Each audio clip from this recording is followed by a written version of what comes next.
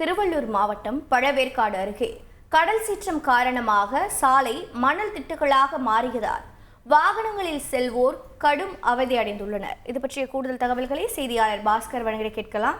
பாஸ்கர் வணக்கம். தற்போது வாகன ஓட்டிகளுக்கு மாற்று வழி ஏதேனும் ஏற்பாடு செய்ய வாய்ப்பிருக்கா? இது பற்றிய மேலும் விவரங்கள் என்ன?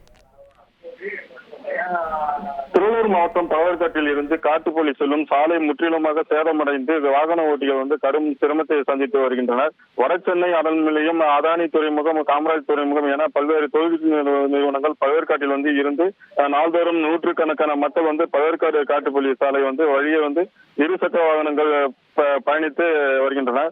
வழக்கமாக கருங்காலி பழைய முகத்தோ பகுதியில் கடல் சீற்றம் ஏற்பட்டு ஏற்படும் காலங்களில் கடல் மணல் சாலைக்கு அடித்து வரப்படுகிறது.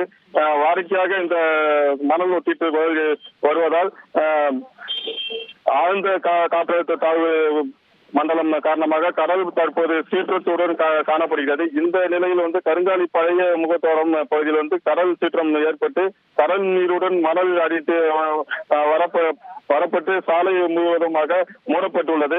மணல் திட்டுகளால் மாறி மாறி உள்ள இந்த சாலையில் பொதுமக்கள் மிகுந்த சிரமத்துடன் இருசக்கர வாகனங்களில் பயணித்து வருகின்றனர்.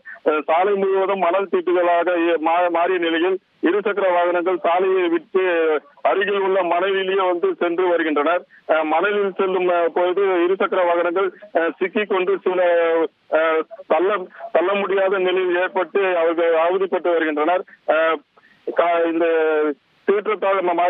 கடல் சீற்றத்தால் ஏற்படும் போது இந்த பாதிப்பை சந்தித்து வருவதாகவும் மாற்றுப்பாதைகள் சுமார் 30 கிலோமீட்டர் வரை சுற்றி செல்வதால் கால தாமதம் ஏற்படுவதாக தெரிவிக்கின்றனர்.